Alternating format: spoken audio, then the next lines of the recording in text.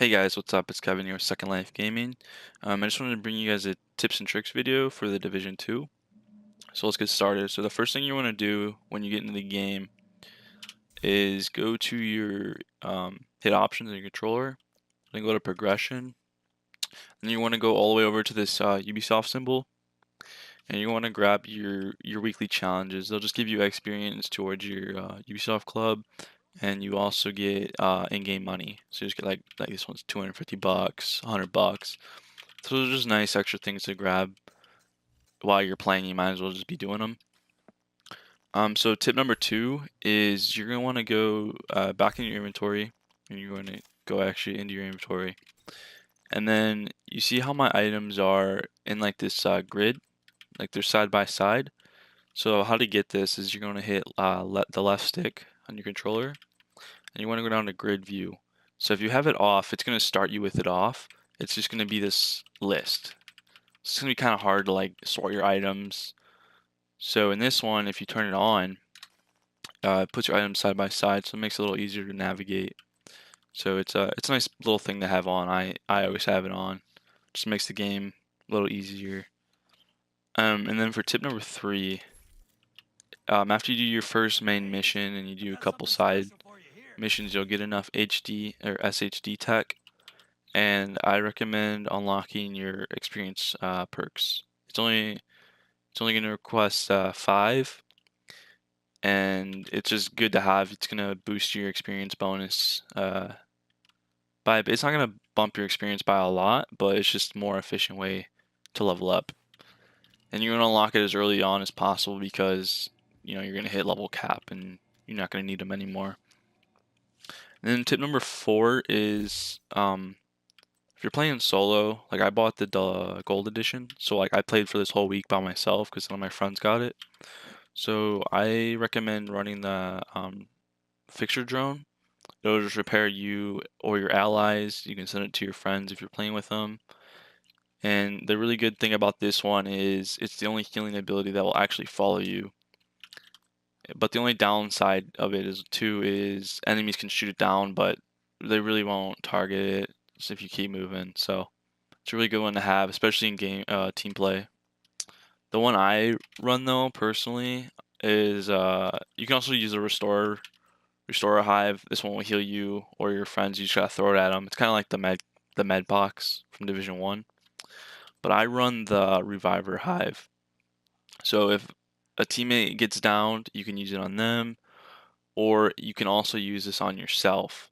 So if I'm running around and I get downed by myself, then I get like a second chance. So it's really nice to have, especially for solo play.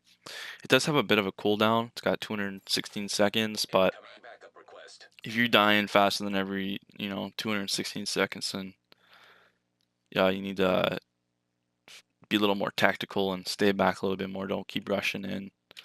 So it's really good one to have. And then another one to have as solo play is your shields. Shields are pretty good. I use the Crusader one. It's actually a really cool shield. It's a lot of fun. You get to use your primary weapon with it, so that's a really good bonus. That's the whole point of this shield. Deflector shield's pretty good too. This one will deflect enemy bullets back at them. The only downside with this one is it doesn't protect as much as your body, and you can only use your pistols. So that's the downside of that. This one is better. I think this one's better because you can use your primary and it covers more of your body. The only way they can shoot you, the only place they can shoot you is your legs. So that's a really good one to have, especially if you're getting flanked. You just turn around, equip that, and you're good to go.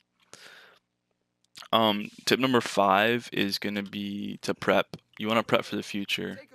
So unlike in Division 1, you want to just deconstruct everything and to get all your crafting materials. But in this one, it's pretty easy to get crafting materials. So I recommend like all this stuff right here, I'm just saving it. I'm saving it for projects. So as you go through the game, you'll unlock these settlements. So you'll unlock the theater. This is actually the first thing you do is you go to the theater and unlock that. And then as you get later in, you're gonna unlock the campus, and you're gonna have to do the same thing for these guys. So you're gonna have to do projects for them. And pretty much projects is you're gonna need to donate. You're gonna donate armor pieces. So this one I have to donate 3 gloves. This one I had to donate 3 holsters. I've already done that, that's why it's checked off. And this one they're gonna want me donating 3 backpacks. So you're always gonna have to be donating. This one was chest armor.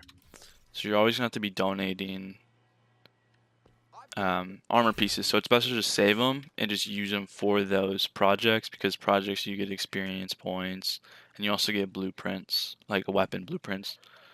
You can also sell your items too if you need money, because the money of course is going to be a big thing in any game. But I do not recommend deconstructing at all because it's pretty useless. You don't get as much materials, and getting materials in this game is super easy. You'll max out on them constantly. You'll always be maxed out. So tip number 6, for the most efficient leveling, you're gonna want to do all your main missions first. So I have this is like one of my last ones remaining. You want to do your main missions first because you're always going to get the same amount of experience no matter what whatever the main mission is. So for this mission I'm getting 201,000 experience, and that'll always be 201,000 experience no matter what level I am.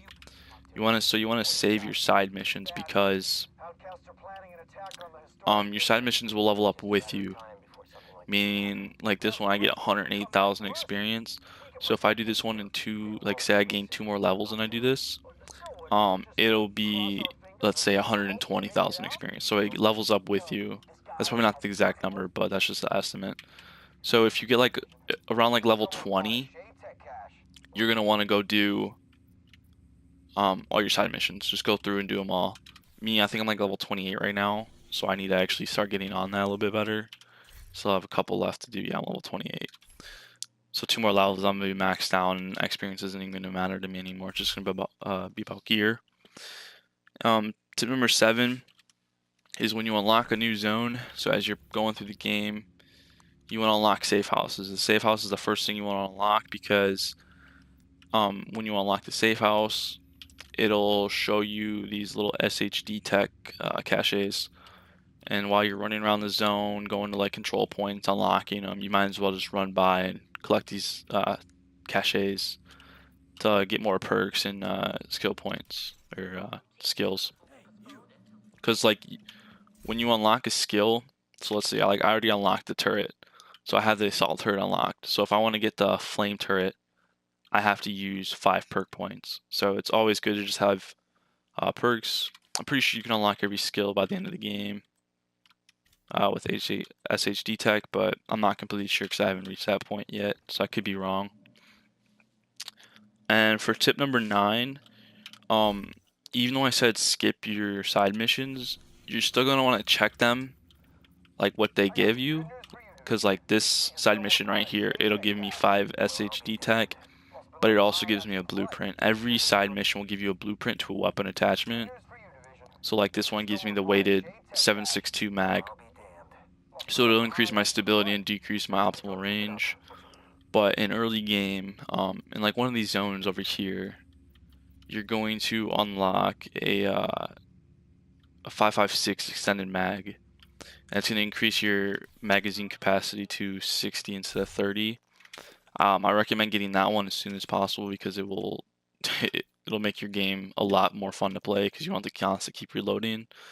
So this is the mag right here. It's an extended light 5.56 mag, and it'll give you 30 extra rounds. And it decreases your rate of fire a bit, but that's, you don't have to worry about that. It's just about the magazine size. Make it a lot easier to kill enemies. And then for tip number 10 is you don't want to fast travel everywhere. Like you don't want to just go around and just constantly fast traveling. Like if I want to get to this control point, I don't want to just fast travel from the safe house. You might as well run. Unless you have to like go across the map, then yeah, of course, fast travel. But like don't just fast travel to each control point in this area. Just what you want to do is you want to run around and loot. That's how you're gonna max out your crafting materials. There's gonna be bags everywhere around the map. There's little backpacks, containers, weapon crates.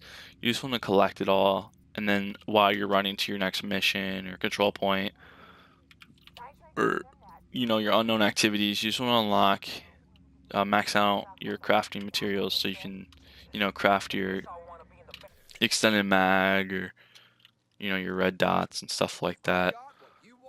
So that's gonna be it for this tips and tricks video. I hope this helps you guys. Thanks for watching.